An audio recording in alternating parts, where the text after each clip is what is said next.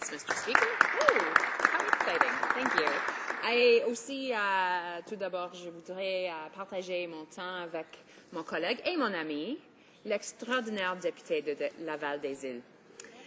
Mr. Speaker, so actually I really like the phrase bumper sticker title or bumper sticker justice here that my colleague from Gatineau came up with, because that's exactly what we have here. I'll support this bill because I think it does actually clarify an existing practice in of the parole board. But it's such a narrow bill. It's hard to wrap your head around how narrow this bill could be. And I have two concerns with it. First, it is the title. We've been talking about this bumper sticker title. This bill is not going to make our prisons drug-free. And I think there's got to be some kind of procedural issue here to have bills that are named in a way that are clearly not in line with what the bill actually does. There's got to be some way to prevent this procedurally. Perhaps I look to you, Mr. Speaker, for an answer on that, because it's an extremely misleading name for the bill. And as my colleague from Esquimalt-Juan de Fuca pointed out earlier, the title is really just there for political reasons rather than for sound policy. The second problem I have with the bill is that it has such profoundly little impact in the scheme of things, because while it does formalize existing practices, it's not actually going to do anything about drugs or about addictions in the prison system. It's not exactly a revolutionary idea that we're dealing with here. It's standard practice. So do I think that prisons will be drug-free once this bill is passed? No. Do I think that we're going to see a reduction in drug use? No. And do I think that we're going to see safer prisons or reduced crime? No.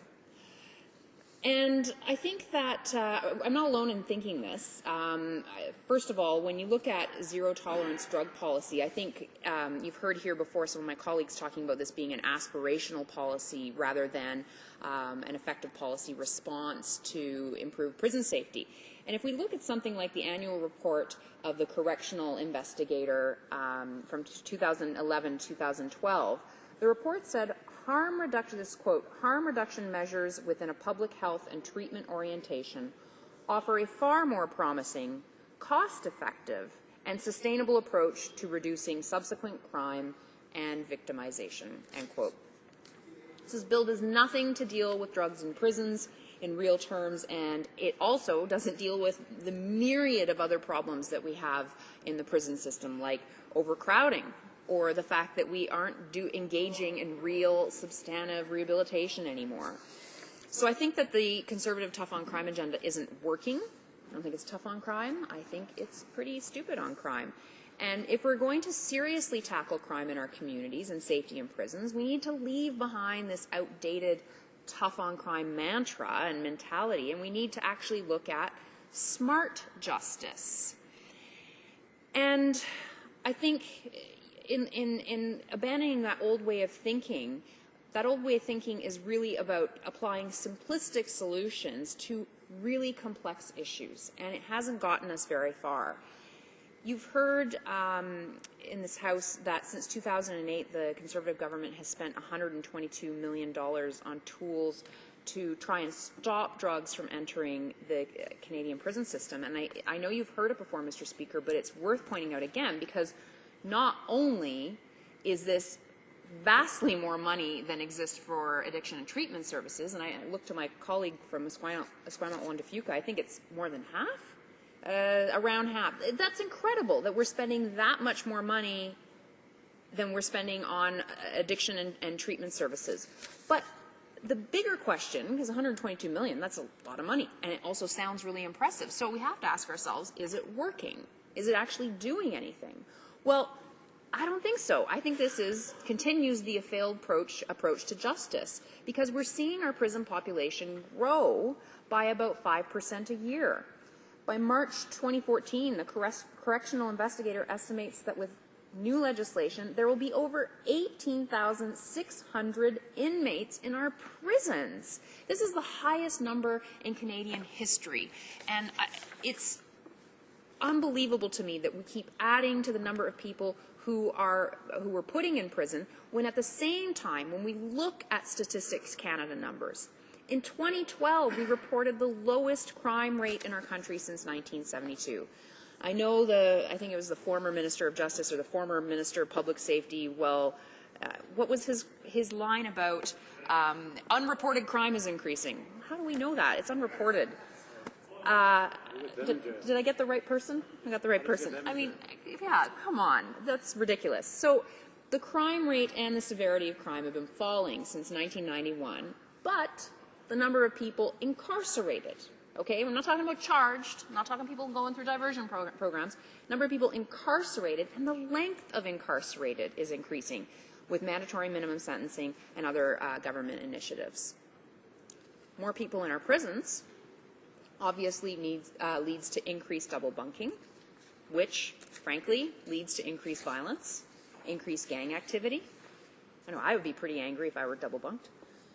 In addition, the majority of these people who are incarcerated suffer from mental illness and addiction. And to add to that, we have waiting lists of at least several thousand people who are waiting in line for addiction treatment rather than receiving it. And we have cuts to funding for support and treatment programs. It's all pretty backward logic, Mr. Speaker. I think we need to start looking at smart justice, a smart justice approach to how we deal with these issues. Putting more people in prison while overcrowding them and cutting funding for harm reduction programs, that doesn't make any sense. These measures are damaging for rehabilitating people who have been incarcerated. Kingston Whig Standard 2012, an article entitled Sentence to Suffering, quote, addiction to drugs or alcohol, a history of physical or sexual abuse, and previous attempts to harm themselves often follow inmates through the doors of a penitentiary, end quote. So why wouldn't we actually act on those issues? Why wouldn't we actually have a bill that did something to deal with these issues versus bumper sticker justice saying we're keeping drugs out of prisons when in fact we're not?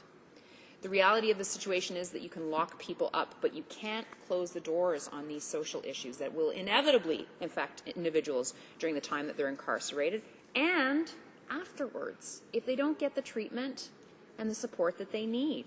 The focus here is on punishment and not on rehabilitation, which is overall more costly. But when you don't focus on rehabilitation, it's also more dangerous for our communities. The key has to be rehabilitation, Mr. Speaker. But punishment is a much more splashy title. It's more splashy than rehabilitation. And you know what? It helps the Conservatives with their fundraising, because that's really what this is all about, isn't it? Why else would you take a practice that is already happening, turn it into a bill that has nothing else in it, and wrap it up in a fuzzy title called Drug-Free Prisons Act when it won't actually lead to drug-free prisons? Not one person on the other side can stand up in this House with a straight face and say that this bill will lead to drug-free prisons.